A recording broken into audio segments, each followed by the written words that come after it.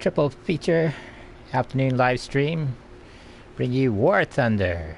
It's our 6th or 7th day that we've played the game. It's a new game for us. I played a little this morning off the stream and get some practice in. Today's broadcast is being recorded on the 7th of September 2018. It's 9 minutes after 7 p.m. Eastern Daylight Saving Time. We stream out of Tampa, Florida. Let's get going. This game has a little bit different pacing than World of Tanks, what we just got done playing for the last hour or so. Took about an hour and a half to get through World of Tanks. This one, definitely there's more involved in it. It's, I think, a slower paced game in some sense, but there's a lot more dynamics to the game in that you just don't have tanks, you have the air, you have the land part, all kinds of different vehicles out there. Machine guns are a factor. And let's get going. I decided to get my camera down at the lower panel. I kind of know what the buttons are here, and for this game it's the least intrusive. We're going to, the path I have decided to take is, since this plane is pretty much modified, we're going to continue on researching other vehicles. But we're going to go with this as it is. And we're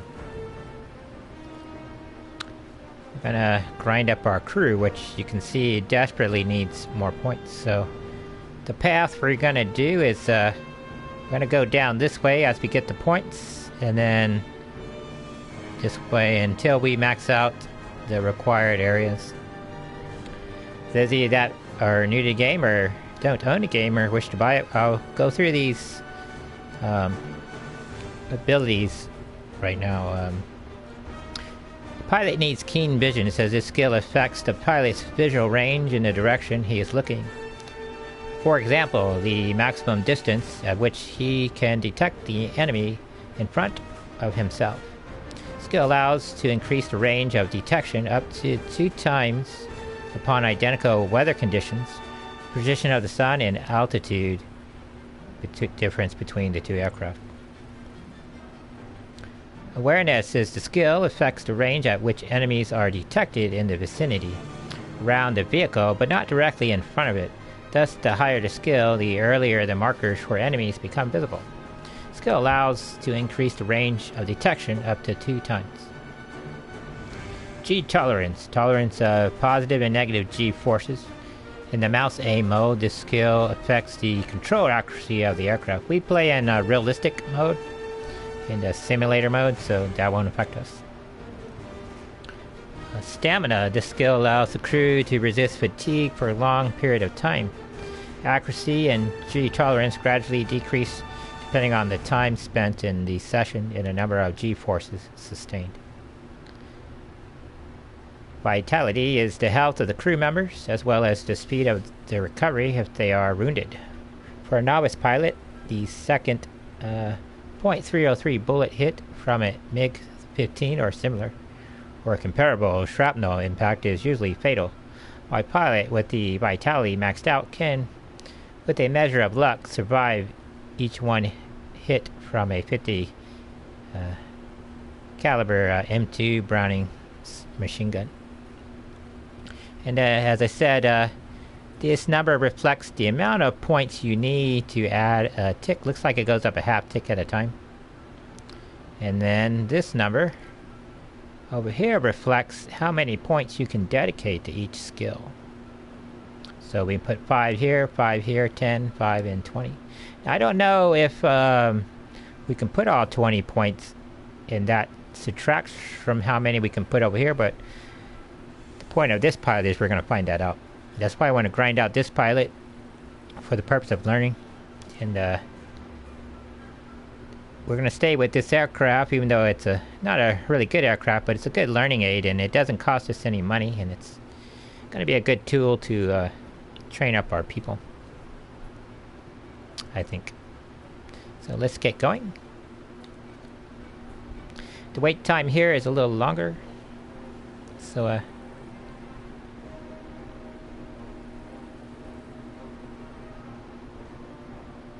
than it is in World of Tanks. So, we got to account for that.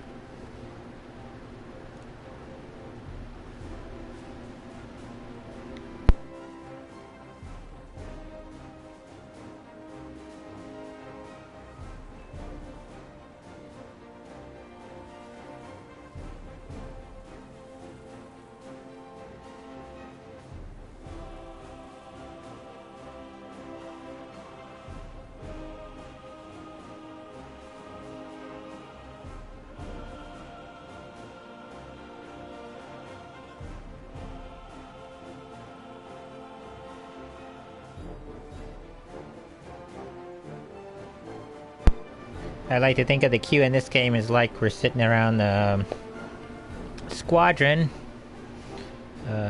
control room and waiting on our sortie to come up.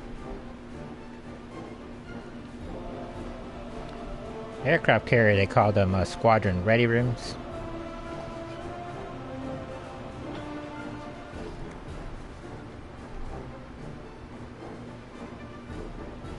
I might at some point switch over to the U.S. naval planes because I like the Navy stuff more. But I was interested in seeing the Soviet stuff. I don't know very much about Soviet hardware in World War II. I figured this would be a good way to become familiar with it from a historical point of view.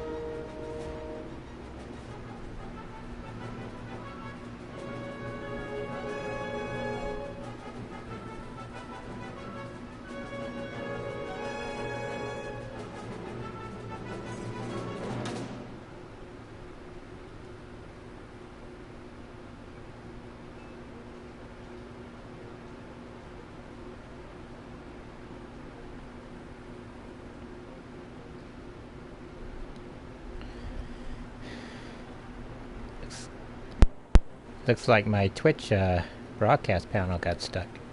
So I had to fix it over there. Slowly growing as a Twitch channel. Up to 3 viewers or followers already. 91 views. That might not seem like a lot, but when we started doing our YouTube channel seriously, it was sort of like spring of last year, and then we had like 4 people for like till the end of the year, and then between we started doing our real streaming in January. We picked up 30 viewers between January and the beginning of June. So I don't think this will be any different, but it sort of comes in stages. I think you should use that time to build up your content.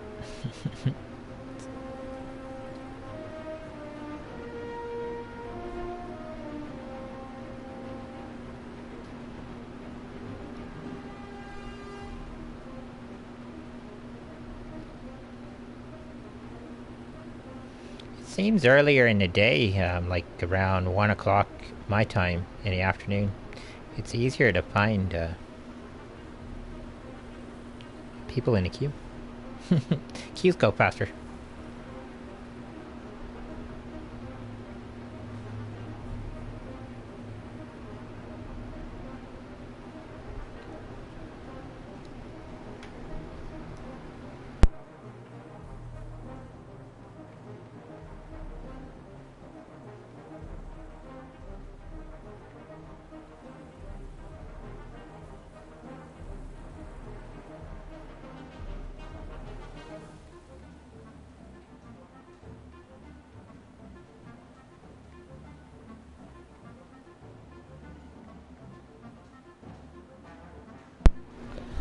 Now, because we're a low-level guy, and our hardware isn't all that great, the only thing that we can really do is act as a decoy for the main units.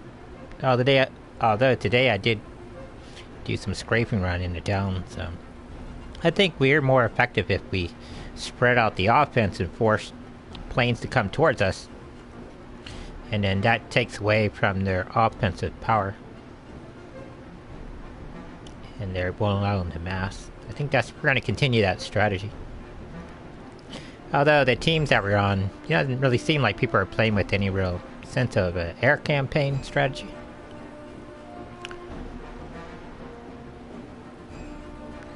Usually most air campaigns in real life, they don't tend to fly straight to the target.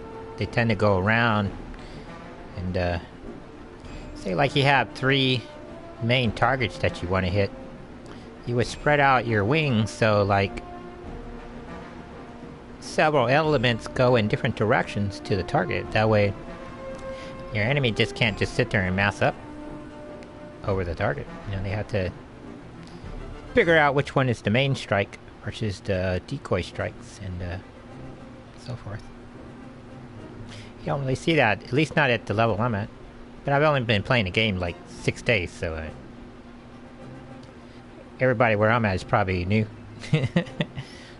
But we're gonna stay with that strategy of just so if you see us going like west or east and then turning north or south, depending on where the target is, that's why. Now our mic here isn't hot mic'd like in World of Tanks, so we can talk while the battle's going on.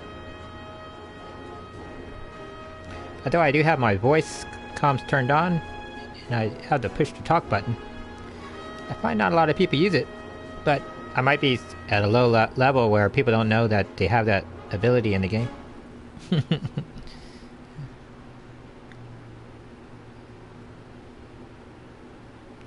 Although I see people flying around with some pretty decent hardware, so.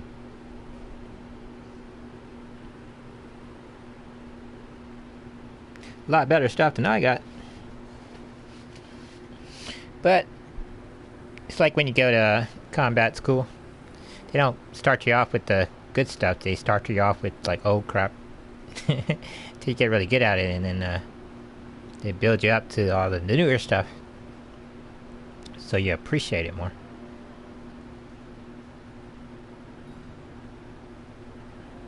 Except for the Navy. Navy starts you off on the good stuff right away. Up. Here we go. Combat up.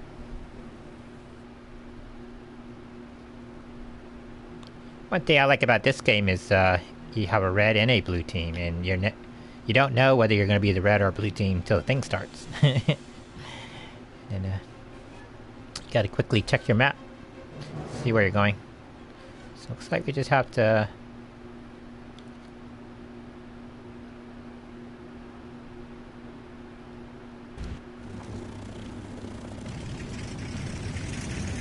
starting in the south. We're gonna go hit the target at D2 there. It's just away from the aircraft, but we're gonna go west, then turn north because we gotta get up to about 30,000 feet.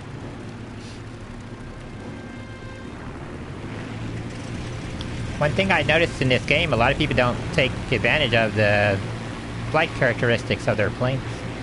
They fight at like 3,000-4,000 feet.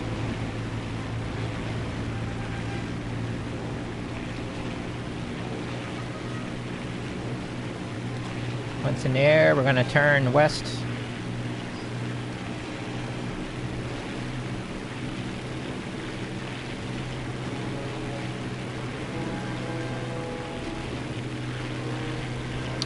The visual effects in this game are awesome.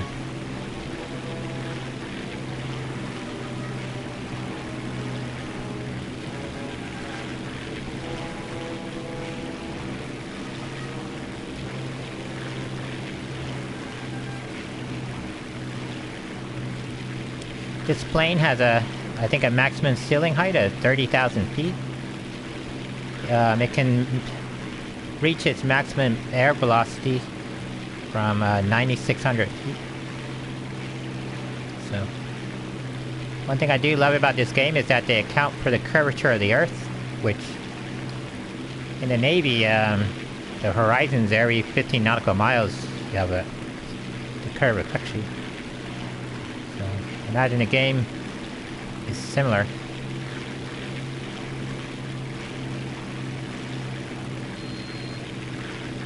Although it looks like we're going straight, we're actually, because of the curvature of the Earth, we're going away from the Earth.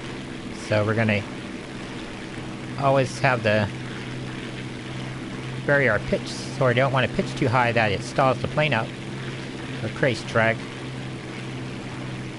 Attention to the map.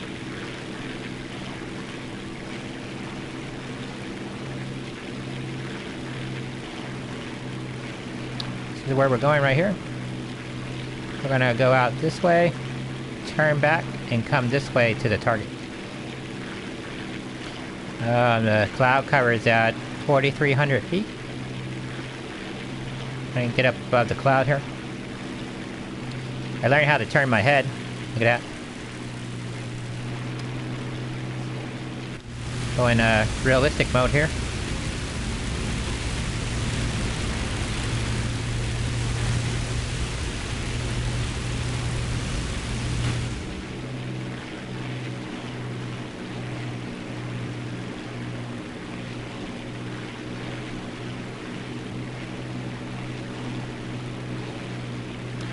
You may not be able to see it, but there's crosswind as we're coming to the cloud and it's affecting the plane.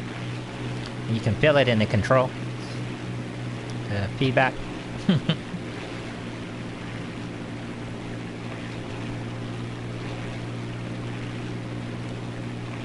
What we're trying to do is we want to get to like 20,000 feet. And in an aircraft, you just can't go straight up to 20,000 feet. You got to do it in a series of parabolas.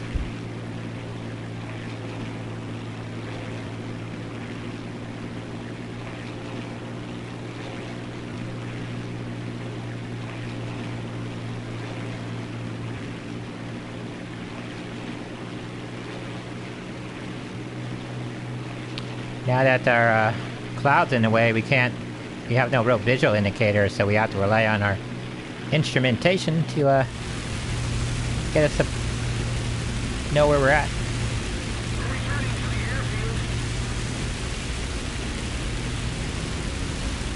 We're headed west, according to the compass.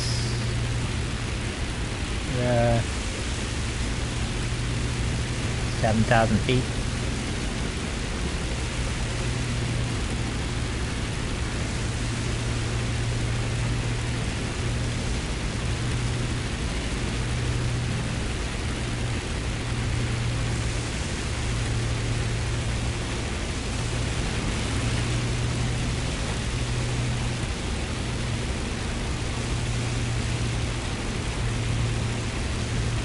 We're headed south.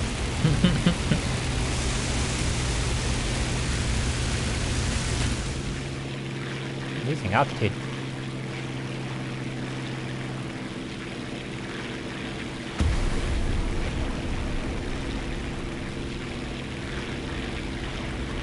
Ooh. Parachute out. If you want to parachute out, you gotta hit the X button. Apparently we got shot. Don't know how, but The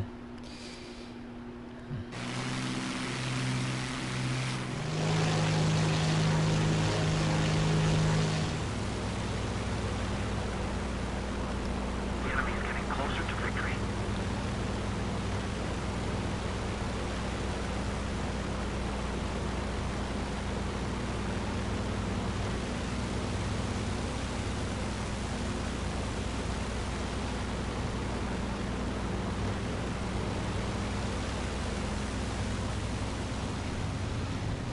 someone over there is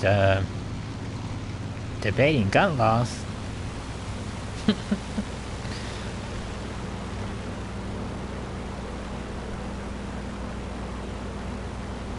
Where's this guy at?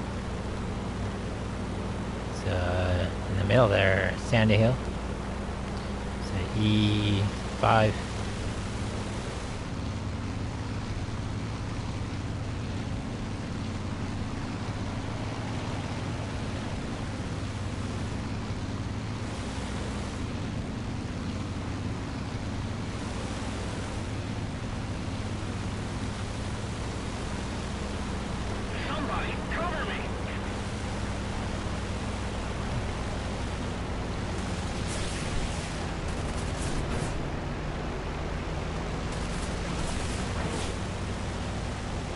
Going down.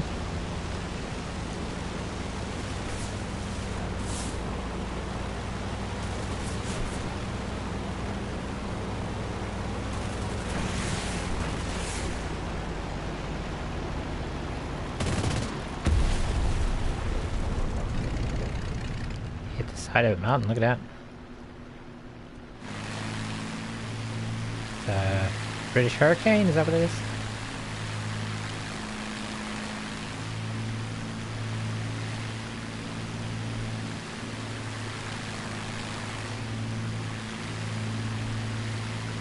If we don't do something fast, the enemy will win.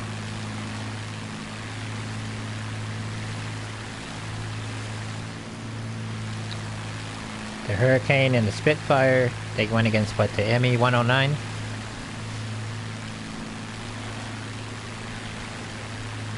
Of course, the ME-109 had better guns.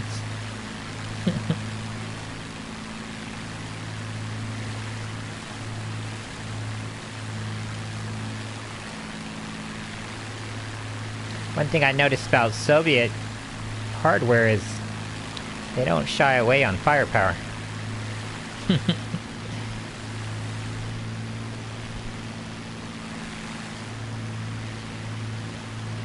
Or armor. It's kind of cool she's in that cloud cover, look at that.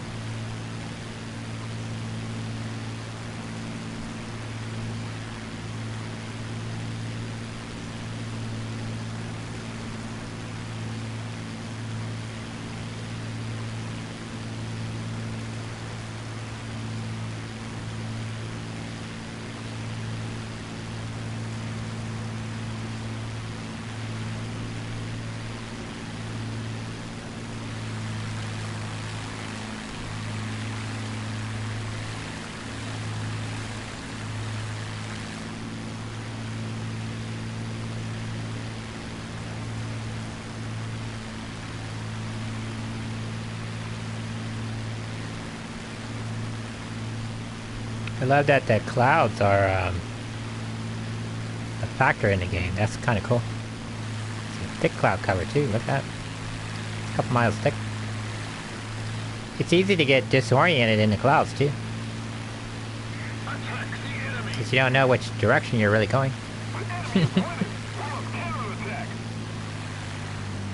And then the wind in the cloud can veer you off. Somebody cover me. He stalled out his lane there, look at that.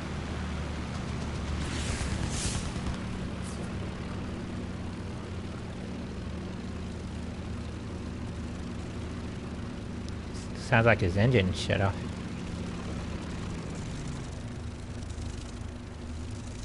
It's a Japanese Zero over there.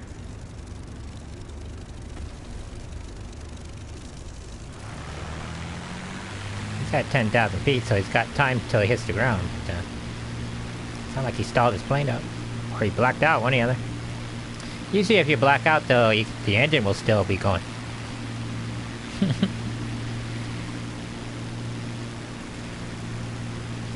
When they switch from biplanes to monoplanes with the interior fuselage, they discovered that's when they developed fuel injection. Instead of having a mechanically fed fuel pump. They realized in an aircraft it's probably better to have a fuel injection system. So that you have constant fuel supply to the engine. So it doesn't stall.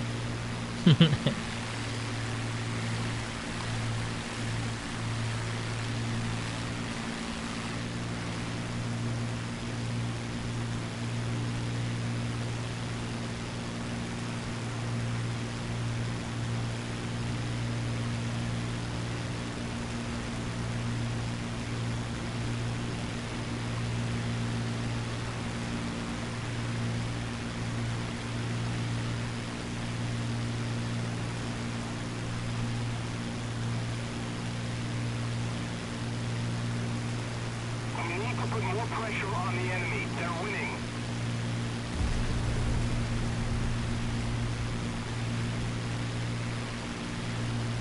Is that HE-122?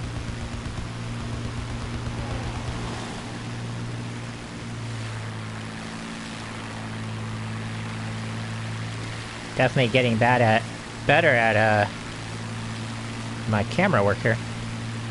Tracking camera. I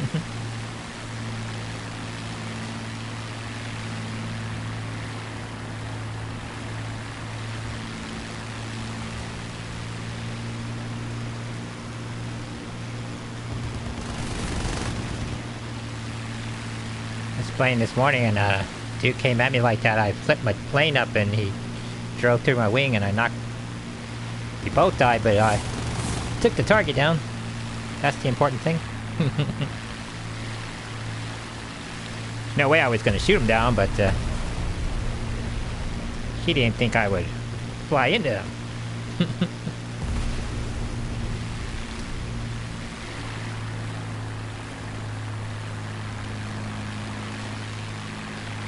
I mean, your job as a soldier or aviator is deny the enemy the use of the sky. Any means necessary.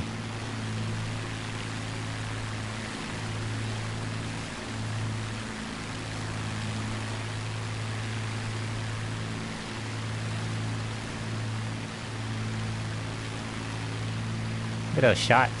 The landscape, that's pretty good. Those are the actual landscapes for the area there.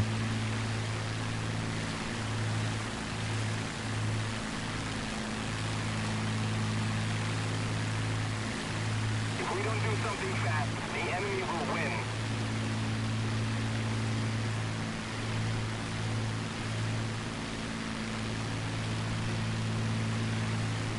One thing that's interesting is the ground looks very different from 30,000 feet up than when you're like 1,000 feet over it. I practiced today dropping my bombs from 20,000 feet just to see what would happen. I didn't hit the target, but it did fall.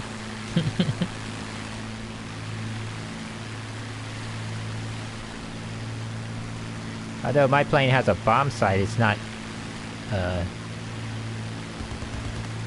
look-down type bomb sight. It's more of a line of sight. You have to guess when you're over the target, when you drop your bomb, that it falls where it needs to.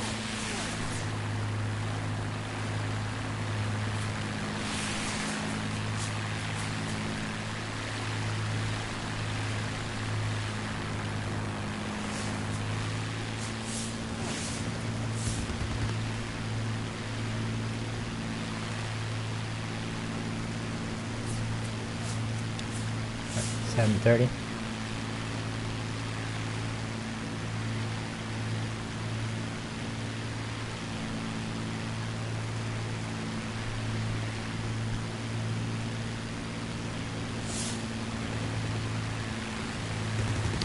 The only bad thing about people shooting you from the ground is because they're using tracer rounds, it reveals their position.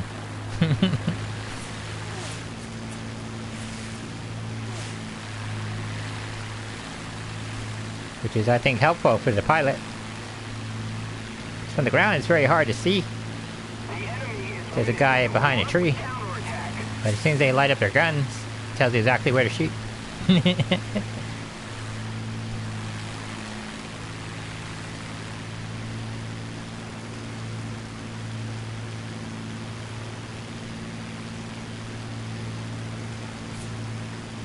can't wait to get a helicopter in this game.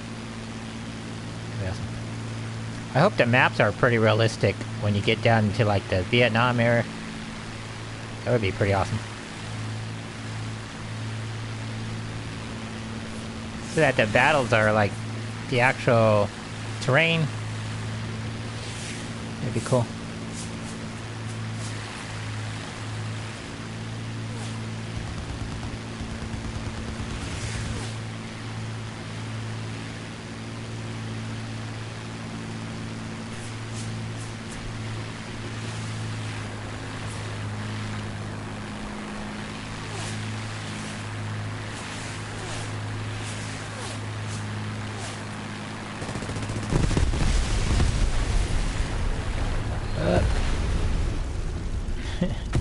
They got him. There's another pilot who'll be going home.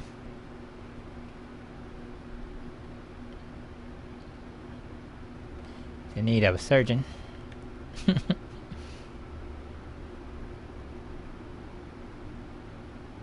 suffered a defeat. A lot of people in the game need to learn how to bail out of a plane. It's the reason why you have a parachute. Live to fight another day. Alright, we got our combat pay. Look at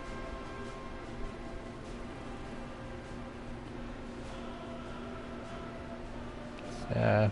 One more battle, then we'll switch to ground. We didn't do that well because we got shot out of the sky.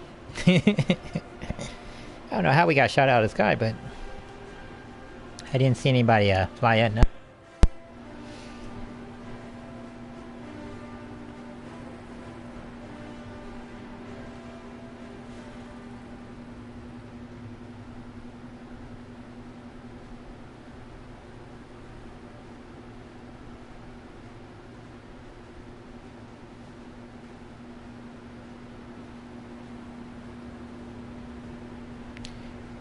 This time we'll fly in support of the air wing and go lower to the ground and knock out tanks and stuff. We'll probably die faster, but just to show a comparison. I'll be right back.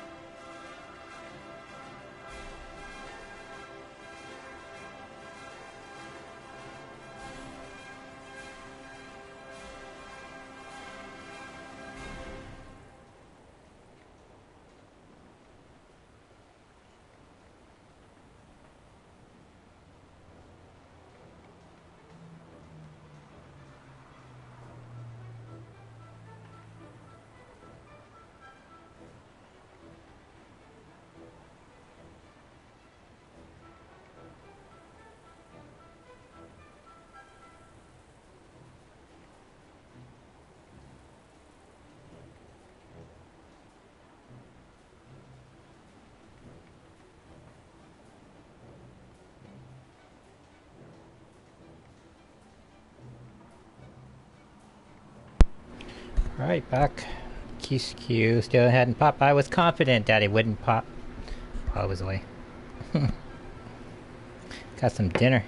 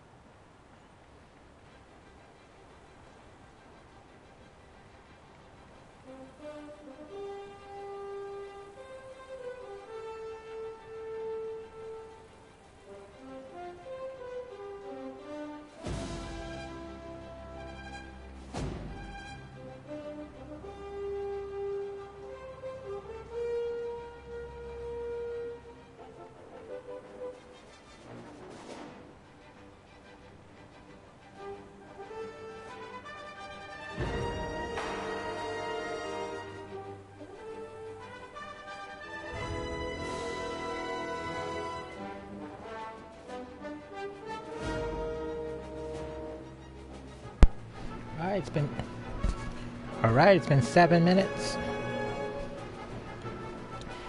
The only thing convenient about these queues is that you can grab something to eat while you're waiting. Sometimes it can be a good thing if the queues are don't fire up right away. You can go use the bathroom, get some from the refrigerator, fill your drinks.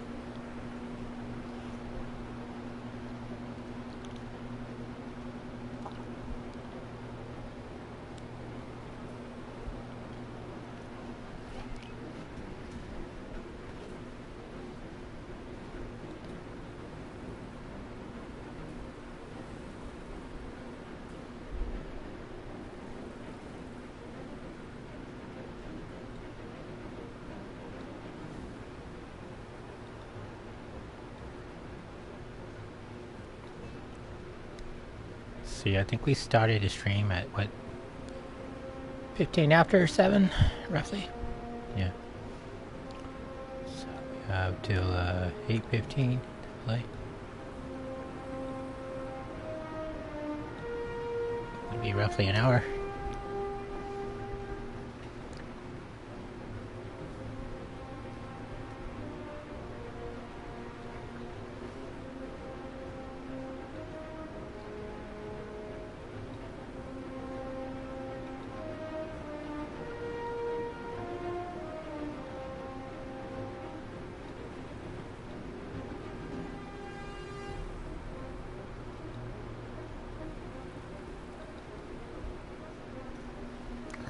I think we're gonna have time to do maybe just one sortie, and then we'll have to switch.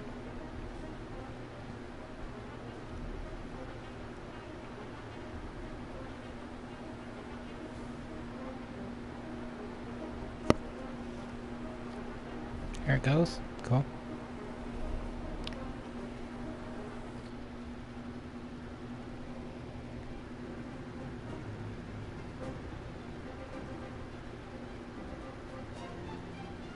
Pretty much the same objective. It's either flying south or flying north. Hit the same 3 targets. That's why all the veterans are good. They just play the same mission over. They know where to fly to. Or they just simply do the same thing that they did before. We're gonna go out and hit this target over here.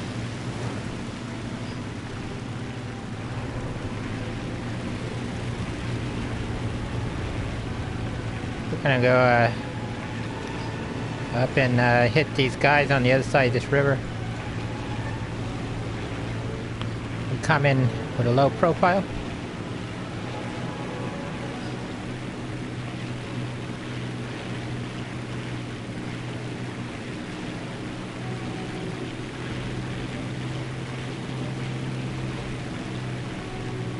Slow the throttle down about 80.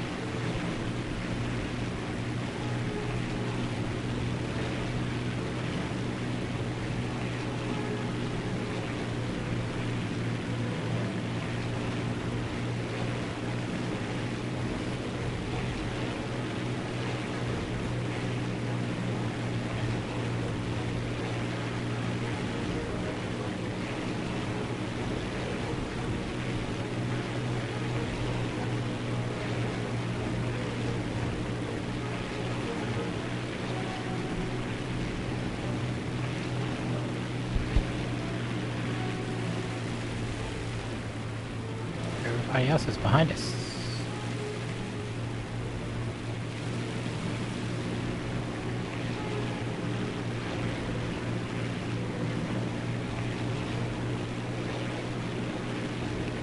Let's circle the airfield.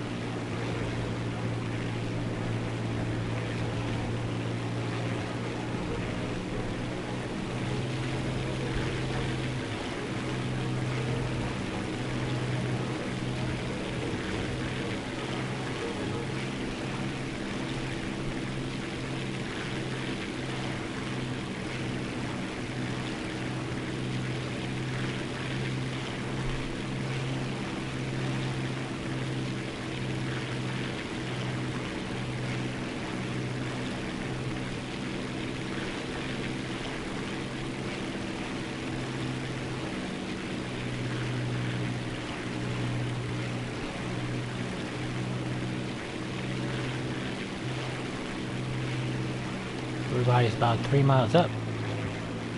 Or away, at least.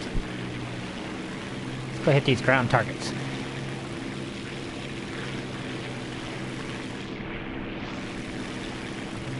Almost stalled.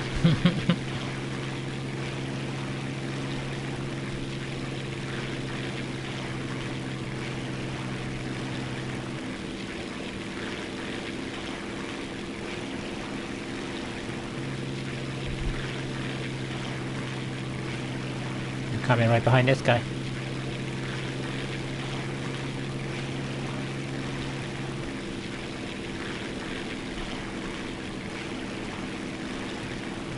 Cover me!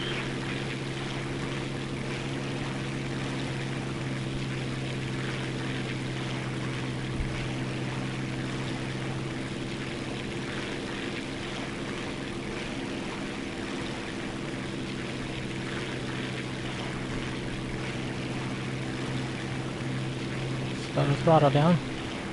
That's an airfield, huh?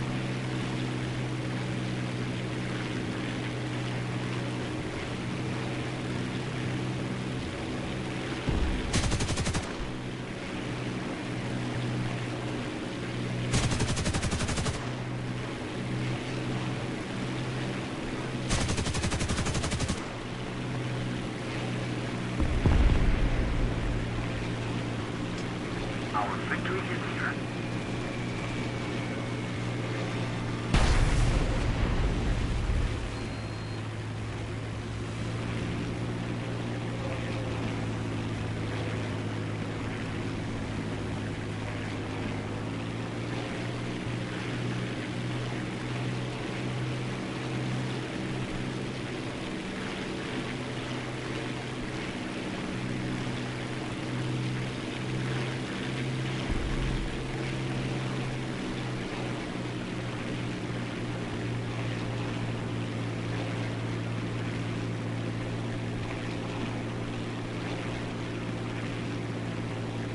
Back up.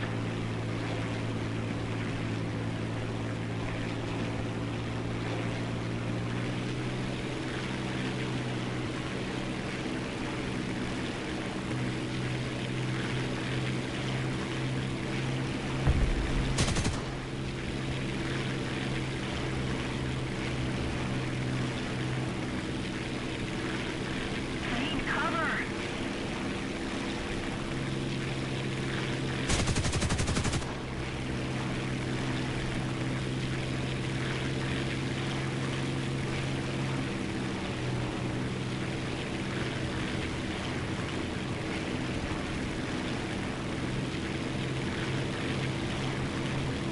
Need backup!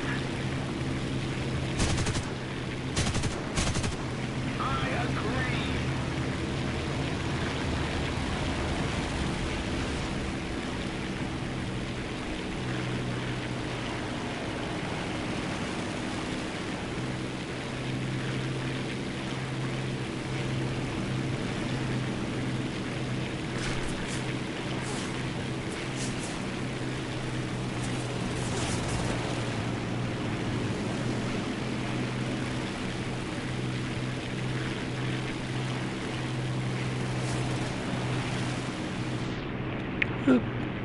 Not good.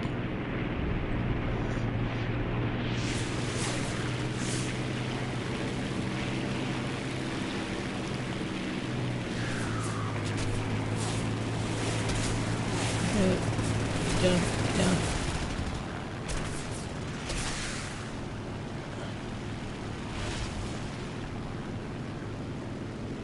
Bail out. Bail out. Bail out.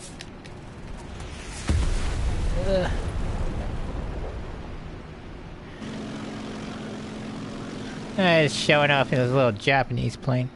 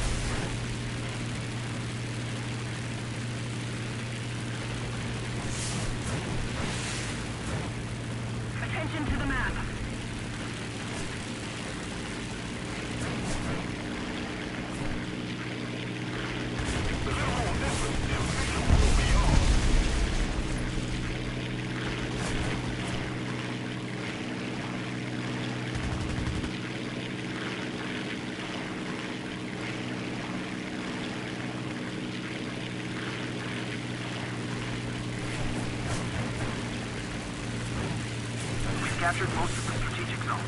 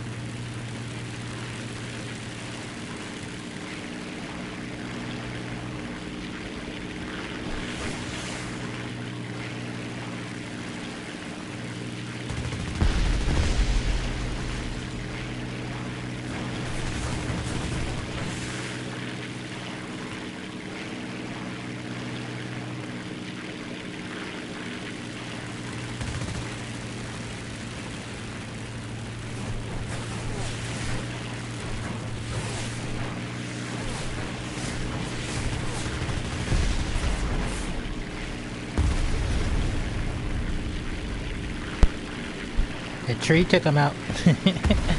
All that fancy flying and a tree took him out. Look at that. He clipped a tree and ripped the wing off the fuselage. He was doing good up until then. Here's a guy that, well, at least he got the plane on the ground. That's the important thing.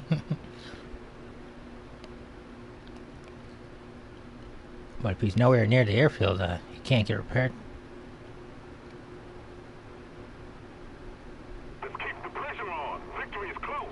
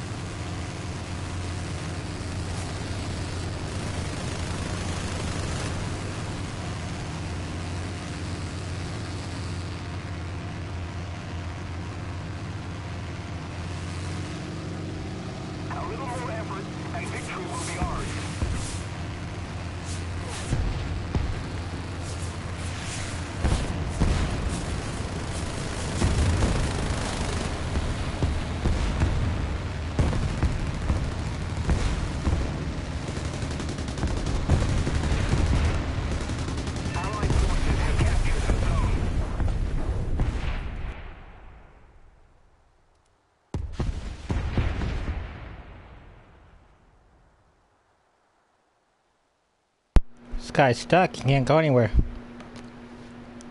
Can't die, but his plane's stuck in the ground and he's nowhere near a hangar.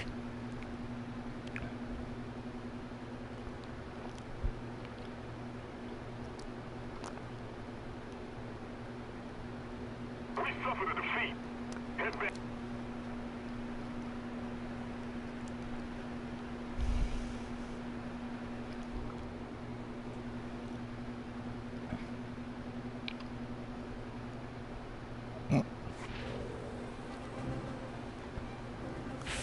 Oh, we got paid. That's the only thing.